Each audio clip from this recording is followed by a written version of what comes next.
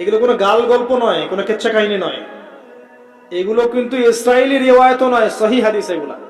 নবী সাল্লাল্লাহু আলাইহি ওয়াসাল্লাম হাদিসগুলো বলেছেন, এক সরিষা দানা পরিমাণ মিথ্যা নাই এখানে।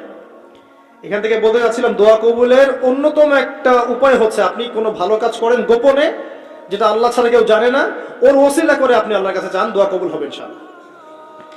আরেকটা অপশন হচ্ছে আল্লাহ পাকের যে নাম এবং সিফতগুলো আছে এগুলোকে ওসিলা করে দোয়া করা। যেমন, আল্লাহ তোমার রহমান নামের ওসিলায় আমি তোমার কাছে দয়া চাচ্ছি, তোমার আল গফুর নামের ওসিলায় আমি ক্ষমা চাচ্ছি, তোমার আর রাজ্জাক নামের ওসিলায় আমি রিজিক চাচ্ছি, ওয়াহাব নামের ওসিলায় আমি সন্তান চাচ্ছি, ইত্যাদি।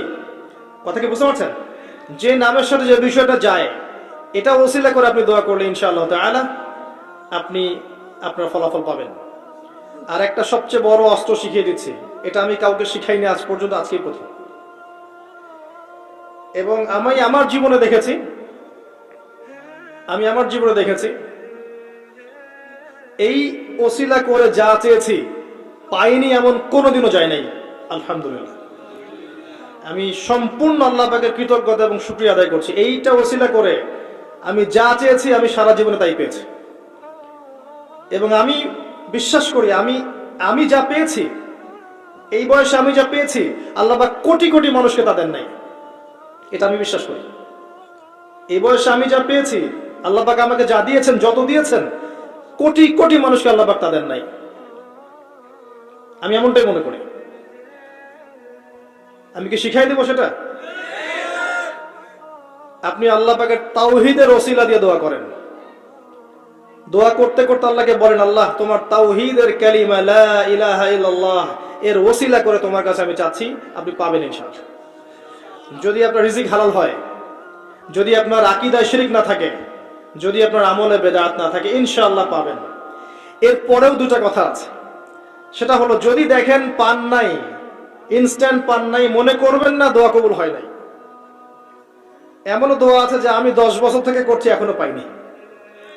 এমনও দোয়া আছে আমি নিজেই 10 বছর থেকে করছি, আমার কাছে মনে হয় 2009-10 সাল থেকে আমি করছি, এখন পর্যন্ত পাইনি, ইনশাআল্লাহ পাবো। তো ইনস্ট্যান্ট সব পেতে হবে এমন নয়। যদি দেখেন পান নাই, তার মানে তিনটা বিষয় ঘটেছে। একটা, বান্দা দোয়া করেছে, সাথে সাথে কবুল করা হয়নি, আপনাকে এটা উপযুক্ত সময় দেয়া হবে ইনশাআল্লাহ।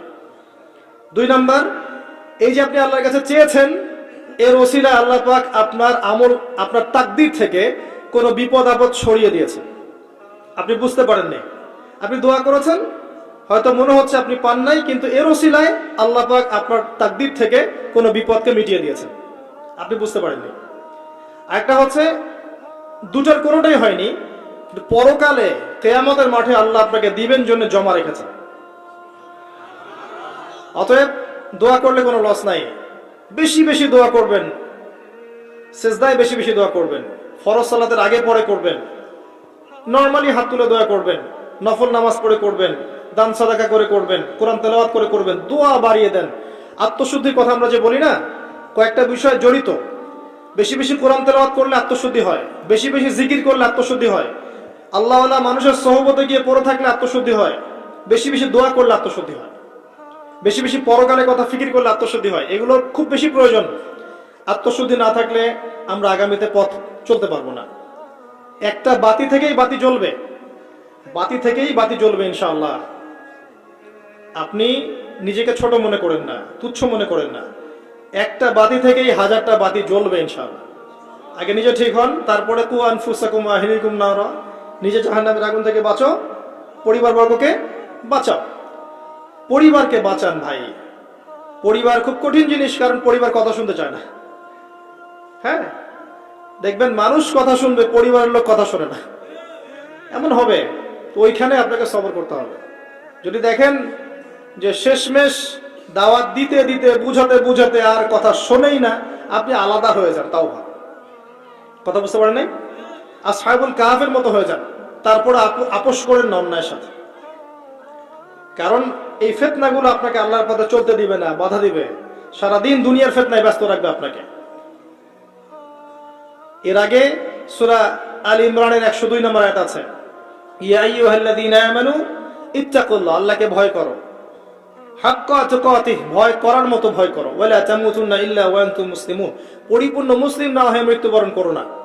কিভাবে পরিপূর্ণ মুসলিম হবে? ইয ক্বালা লাহু রাব্বুহু আসলিম ক্বালা আসলামতু লিরাব্বিল আলামিন, ইব্রাহিম আলাইহিস সালাম যখনই আল্লাহর কোনো বিধান চলে আসবে, হুকুম চলে আসবে, সাথে সাথে আত্মসমর্পণ, এর নাম মুসলিম। বলবে না যুক্তি কি, দর্শন কি, বিজ্ঞান কি, জিজ্ঞেস করবে না, সে আত্মসমর্পণ করবে, এর নাম মুসলিম। প্রত্যেকটার পিছনে যুক্তি, বিজ্ঞান, দর্শন থাকবে ঠিকই, কিন্তু আপনার বুঝে নাও আসতে পারে, আপনার বুঝে নাও আসতে পারে। বুঝে না আসলে এর মানে এই নয় যে ওর মধ্যে কোনো বিজ্ঞান নাই, কোনো দর্শন নাই, কিছু নেই।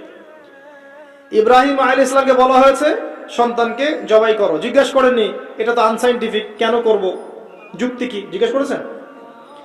স্ত্রীকে রেখে আসো, বাচ্চাকে রেখে আসো, জিজ্ঞেস করেছেন? জনগণশূন্য জায়গায় আল্লাহ কি করবো, কেন রেখে আসবো? ইসলাম এর নাম, ইসলাম এর নাম, এর নাম নয় এই সেজদা করো, সেজদা করো আদমকে, সে বলছে খলাকতানি মিন নার খলাকতাহু মিন তিন, এর নাম ইসলাম নয়। কথা কি বুঝতে পারছেন? যুক্তি দিচ্ছে উল্টা, আমাকে সৃষ্টি করেছে আগুন দিয়ে, তাকে মাটি দিয়ে, কেন আমি সেজদা করতে যাবো? এর নাম মুসলিম নয়, এর নাম ইসলাম নয়। ইয ক্বালা লাহু রাব্বুহু আসলিম ক্বালা আসলামতু লিরাব্বিল আলামিন, এর নাম ইসলাম। ইব্রাহিম আলাইহিস